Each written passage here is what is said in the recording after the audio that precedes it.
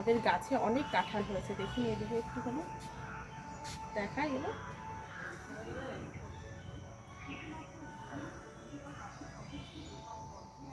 আর একটা গাছ আছে এইদিকে, ওই গাছটা থেকে কাঁঠাল পারবো।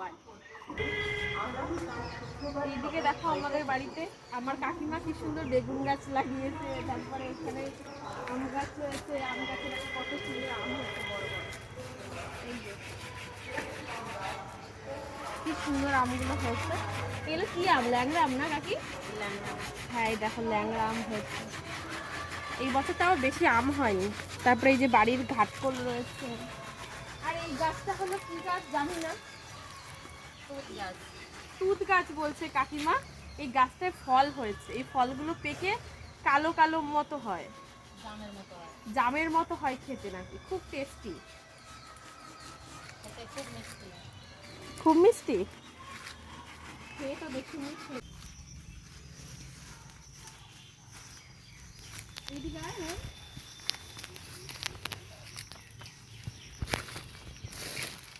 এই গাছটায় দেখো কত কাঁঠাল হয়েছে, কাঁঠাল হয়ে রয়েছে, দেখতে পাচ্ছে? এই দেখ কি সুন্দর কাঁঠাল হয়ে রয়েছে গাছটা, দেখ এইখান থেকে। এগুলো সব এঁচড়ের কাঁঠালও, এখনো বড় হয়নি তো, পাকেও না। চল আমরা ওই গাছটা থেকে কাঁঠাল পারবো।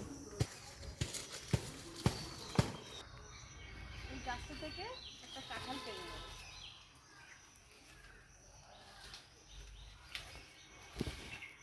এই যে কাঁঠালটা পেরে নিলাম। বাড়ির গাছ থেকে কাঁঠাল কাটার মজাই কিন্তু আলাদা। গাছ থেকে কাঁঠাল একটা নিয়ে গেলাম, এবার যাই বাড়িতে। গাছ থেকে একটা কাঁঠাল কাটলাম, এবার এই গাছ থেকে আরেকটা কাঁঠাল কেটে নিচ্ছি।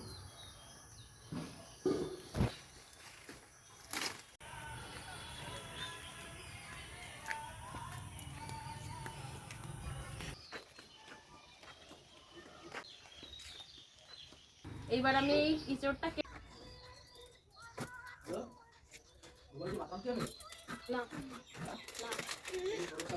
ঠিক আছে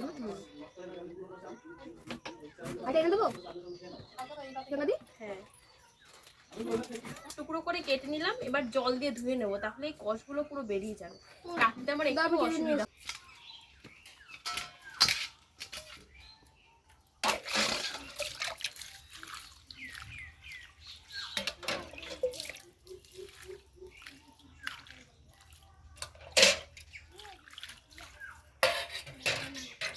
কাঁঠালের কষগুলো এই যে এরকম করে ধুয়ে নিলাম, ঠিক আছে।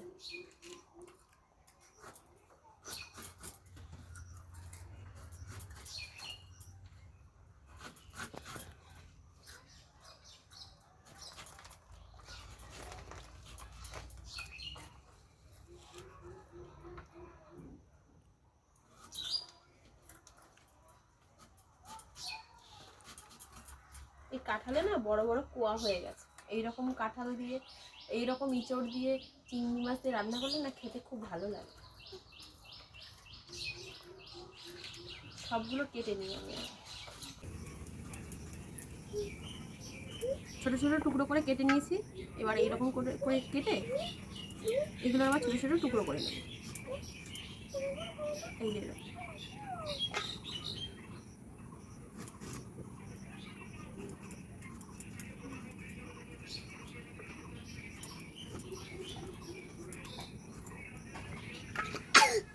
বটি দিয়ে এরকম করে কেটে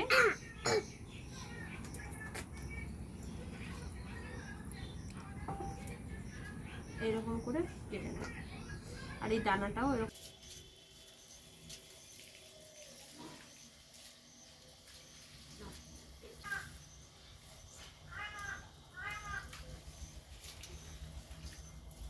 কড়াইটা বসিয়ে দিলাম,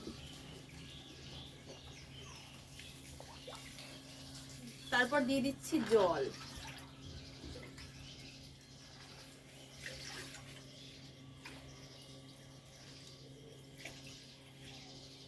গুলো দিয়ে দেবো।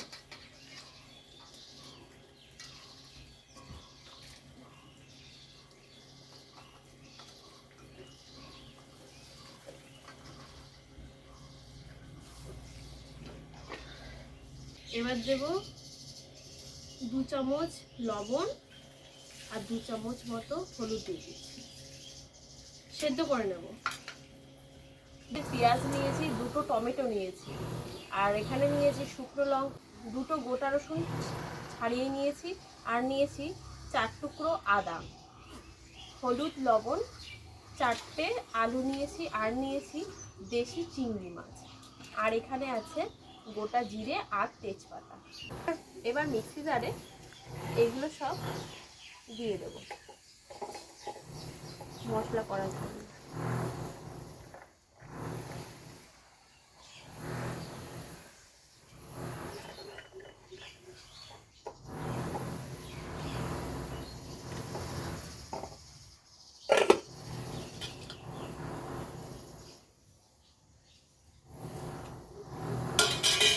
একটা পেস্ট বানিয়ে নেব। এবার আলুটা কেটে নেব।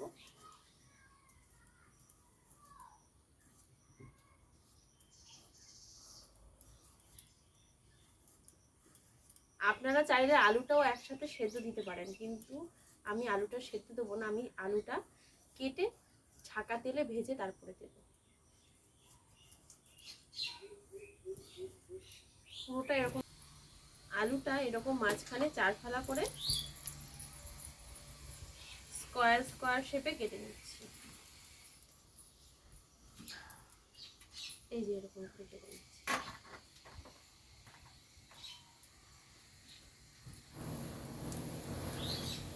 কাটা হয়ে গেল, জলে ভিজিয়ে রেখেছি। এবার পেঁয়াজগুলো কেটে নেব।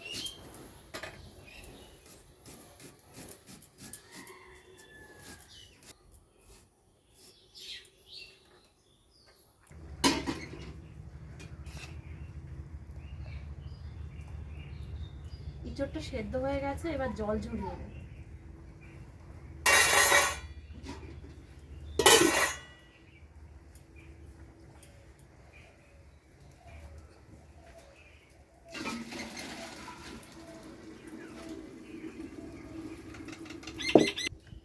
ইঁচড় চিংড়ি রান্নার জন্য সব কিছু আমি গুছিয়ে নিয়েছি। এখানে সব কাটাকাটি মশলা বাটা হয়ে গেছে।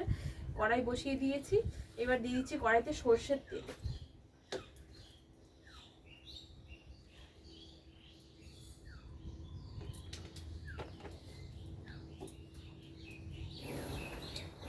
এই নুনটা খুব সুন্দর জলে।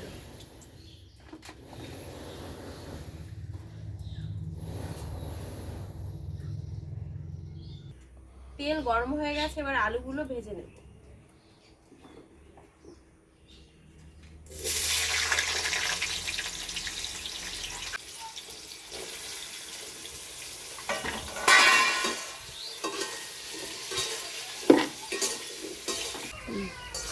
আলুগুলো ভাজা হয়ে গেছে, এবার আলুগুলো আমি তুলে নেব।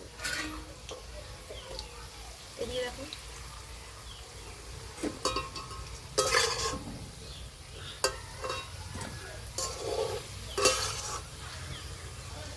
ছাকা তেলে আলু, তেল গরম হয়ে গেছে, এবার চিংড়ি মাছগুলো দিয়ে দেব। এখন দিচ্ছি 1/2 চামচ লবণ আর 1/2 চামচ হলুদ গুঁড়ো। চিংড়ি মাছটা লাল লাল করে ভেজে নেব। মাছগুলো ভাজা হয়ে গেছে, এবার চিংড়ি মাছগুলো তুলে নিচ্ছি।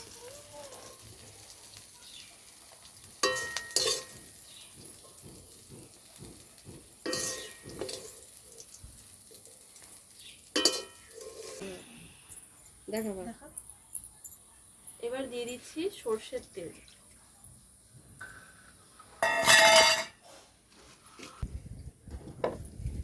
আচ্ছা,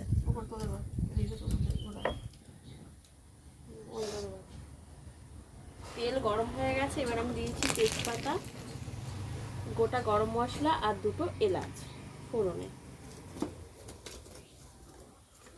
পেঁয়াজগুলো দিয়ে দেব।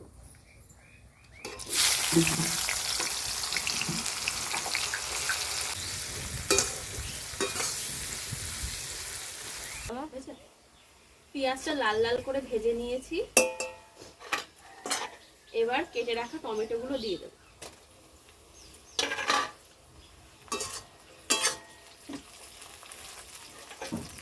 দু চামচ হলুদ গুঁড়ো, আর দিচ্ছি 2 চামচ লবণ। হালকা ভাজা হয়ে গেছে, এবার বেটে রাখা মশলাটা দিয়ে দেব।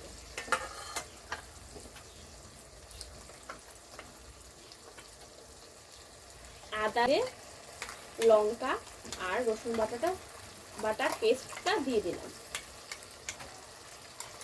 তবে যতক্ষণ না মশলা থেকে তেল ছেড়ে আসছে। মশলাটা খুব ভালো করে কষিয়ে নেব ইঁচড়ের সঙ্গে।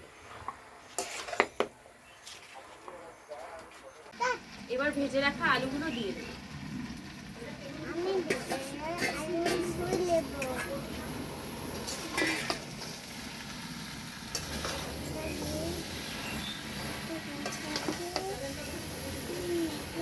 মশলার সঙ্গে ভেজে রাখা আলু আর ইঁচড়গুলো ভালো করে কষিয়ে নেব। ইঁচড় ভালো করে কষানো হয়ে গেছে, এবার দিয়ে দেবো জল।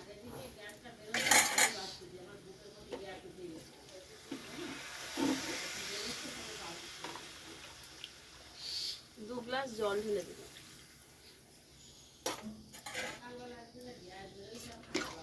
আলু ইঁচড় খুব ভালো করে সবজি সেদ্ধ হয়ে গেছে বলে অল্প পরিমাণে জল দিব।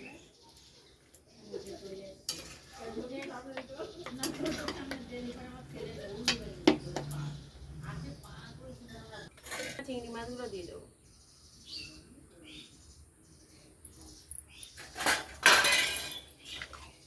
খুন্তিতে ভালো করে নেড়ে গপ গপ করে ফুটিয়ে দেবো। ব্যাস, ঝোলটাও গাঢ় গাঢ় হয়ে গেছে, ইঁচড় চিংড়ি রেডি। বাড়িতে অবশ্যই এমন করে ইঁচড় চিংড়ি বানিয়ে খাবেন আর আমাকে কমেন্ট করে জানাবেন কেমন হয়েছে খেতে। ভিডিওটি ভালো লাগলে অবশ্যই লাইক, শেয়ার আর সাবস্ক্রাইব করতে ভুলবেন না পিঙ্কু কিচেন। আপনাদের সবাইকে সম্পূর্ণ ভিডিওটা দেখার জন্য অনেক ধন্যবাদ।